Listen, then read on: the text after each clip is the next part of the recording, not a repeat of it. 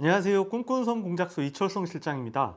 지난주에 후지 X 하프 카메라를 매장에 가서 제가 좀 잠깐 만져보고 영상 남겼었는데 그 영상 참 많이 좋아해 주시고 댓글도 많이 달아주셔서 감사했습니다. 그때 영상에서도 말씀드렸던 것처럼 블랙을 구하려고 했는데요. 블랙이나 차콜 실버는 구하기가 너무 힘들었고 실버를 겨우 저도 구매를 했습니다. 되게 많이들 궁금해 하시고 계시잖아요. 그리고 SNS나 이런 데 보면 엄청나게 많은 얘기들이 오가고 있는데 관심 있는 분들 사이에서, 그래서 제가 며칠간 나름대로 찍어보고 실제적으로 어떤 느낌이었는지, 어떤 부분은 짚고 넘어가야겠다 싶은 부분들이 있어서 그런 부분들 편하게 말씀드리려고 합니다. 영상 끝까지 봐주시고요. 혹시라도 또 궁금하신 거나 이런 거 있으면 나중에라도 댓글 남겨주시면 제가 또 답변 달아드리겠습니다. 카메라를 구하고 필름 카메라 모드랑 일반 디지털 카메라 모드로 많이 찍어봤습니다. 손맛은 나쁘지 않고요. 물론 토이 카메라 느낌이긴 합니다. 플라스틱 재질이 느껴지고 좀 약간 산티가 나는데 싶긴 한데 나름대로 또 단단하기도 하고 찍는 맛이 있고 재미도 있고. 근데 이 손맛이라는 게, 손맛이 그럭저럭 괜찮다 하는데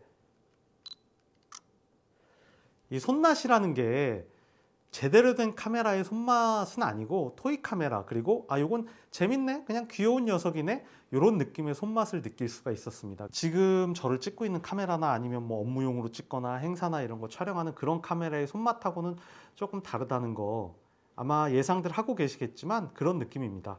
후지필름 X 하프의 가장 큰 특징은 필름 카메라 모드라고 할 수 있겠는데요. 구입하자마자 제일 먼저 필름 카메라 모드로 좀 찍어봤고요. 디지털이긴 하지만 실제 필름 매거진처럼 그렇게 보여지거든요. 그래서 몇 롤 계속해서 찍어봤는데 그 찍는 재미가 꽤 괜찮습니다. 근데 촬영을 하고 곧바로 와인딩 레버를 곧바로 당겼을 때 즉각적으로 반응이 있진 않고요. 어느 정도 시간이 지난 다음에 1초 정도 지난 다음에 이 와인딩 레버를 당겨야지 실제로 다음 컷으로 넘어갈 수 있게 그렇게 되거든요. 그래서 그런 부분들은 많이들 불편해 하시더라고요. 이미 SNS나 유튜브에 많이 올라왔고, 기존에 필름 카메라를 사용하셨던 분들은 그 부분이 가장 실망스럽고 가장 문제가 된다라고 하시더라고요. 필카처럼 찍고 땡기고 찍고 땡기고 이렇게 해야 되는데 그게 안 된다는 거죠. 찍고 저장하고 땡기고 이런 식으로 만약에 펌웨어로 수정이 된다면 반드시 수정이 좀 됐으면 좋겠고요. 그렇지만 또 한편으로는 익숙해지면 얼마든지 사용할 수 있을 정도, 그 정도거든요. 근데 되게 미묘한 시간 차이고 미묘한 딜레이인데 아무래도 불편을 느끼시는 분들이 많으신 것 같더라고요. 그리고 후지 X 하프의 또 다른 특징은 투인원 모드가 되거든요. 하프로 사진이 찍히니까 왼쪽에 하나 오른쪽에 하나를 넣을 수가 있는데, 이게 재밌는 게 양쪽 다 영상을 넣을 수도 있고 한쪽에 영상, 왼쪽에 영상, 오른쪽에 영상 이런 식으로 자기가 얼마든지 화면을 구성할 수가 있거든요. 그런데 결과물 보시는 것처럼 촬영 방법의 문제인지는 모르겠는데 영상 촬영을 하게 되면 워블링이 되게 심하거든요. 촬영하는 방법에 대해서 조금 더 테스트를 해봐야 될 것 같고요. 물론 매뉴얼 포커스 모드로 하면 그런 문제가 일어나지 않는데 AF 모드일 때는 영상 촬영할 때 워블링이 좀 심해서 그게 좀 많이 거슬리는 편이었습니다. 후지 X 하프에는 보시는 것처럼 뷰파인더가 있습니다. 그리고 센서가 있어서 가리면 화면이 꺼지거든요. 근데 이 뷰파인더가 멍텅구리 뷰파인더입니다. 그냥 아무 기능이 없이 통유리처럼 돼 있거든요. 이 뷰파인더에도 많이 아쉬워하시는 분들이 계시더라고요. 그런데 실제 대부분의 목측식 카메라는 이렇게 멍텅구리 뷰파인더거든요. 촬영을 계속 해나가면서 뷰파인더에 익숙해지면 나중에는 구도를 잡고 원하는 앵글로 촬영을 할 수가 있습니다. 멍텅구리 뷰파인더라는 것 때문에 많이들 말씀들 하시지만 사실 다른 토이 카메라나 다른 목측식 카메라들도 대부분 뷰파인더는 멍텅구리 뷰파인더거든요. 제가 가지고 있는 로모 카메라나 아니면 얼마 전에 나온 펜탁스 17 같은 경우도 사실은 뷰파인더는 그냥 유리 뷰파인더거든요. 그러니까 이 부분은 좀 익숙해지고 손에 익고 눈에 익으면 얼마든지 괜찮을 것 같습니다. 다음은 이 와인딩 레버인데요. 이 와인딩 레버 때문에 매장에 가서 체험을 했던 건데요. 이게 나름의 손맛은 괜찮습니다.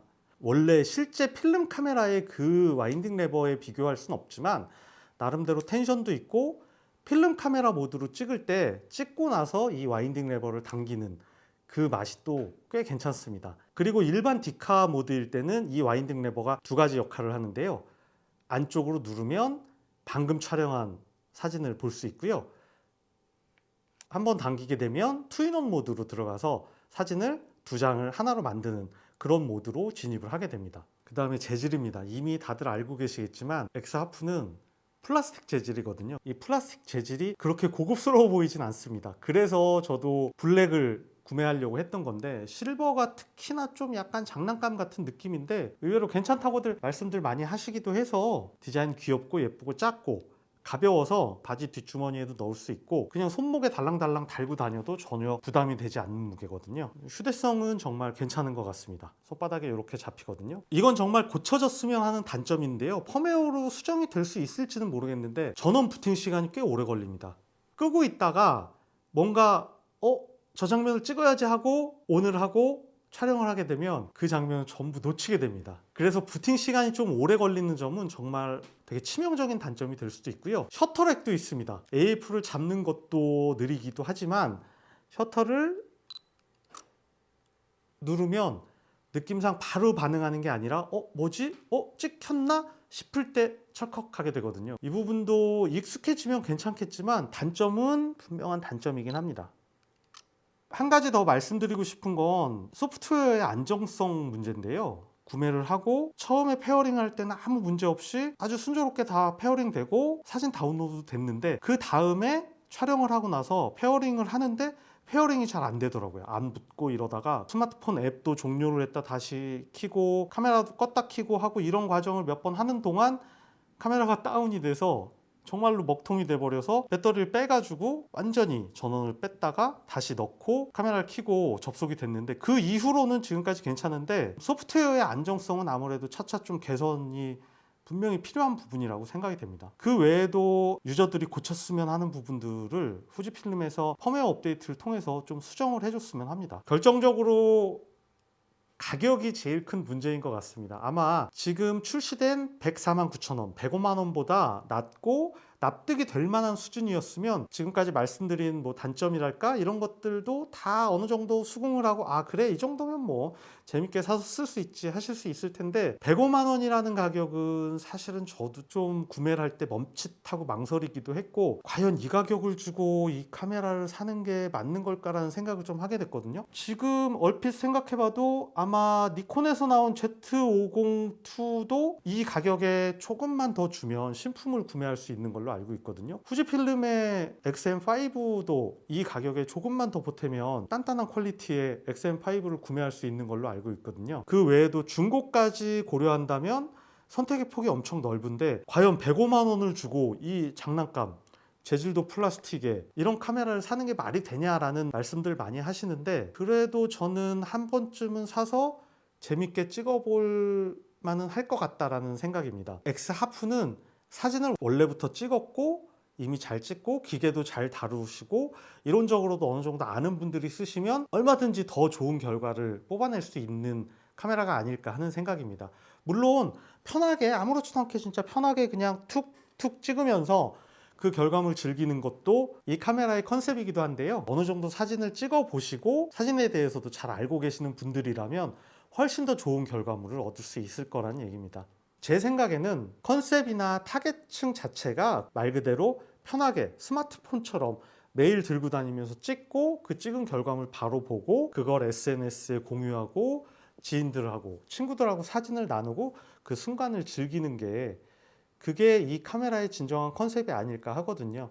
그렇다면 뭐 이 카메라를 사서 한번 써보는 건 어떨까 싶긴 합니다. 몇 가지 그냥 짧게 말씀드렸는데요. 꽤 재밌게 들고 다니면서 찍고 있습니다. 신경 써서 찍으면 얼마든지 원하는 결과물 만들어낼 수도 있을 것 같고요. 그리고 이 뷰파인더 보는 재미도 괜찮고요. 멍텅구리 뷰파인더지만 그리고 찍고 나서 와인딩 레버 돌리는 이 재미도 있고요. 사실 분들은 사시겠죠. 그리고 이미 다 사셨고 예약 걸어두신 분들도 계시고 여전히 중고장터에는 피가 붙어서 올라오기도 하고 있는데요. 관심 있으시면 즐겨보시는 것도 괜찮을 것 같습니다.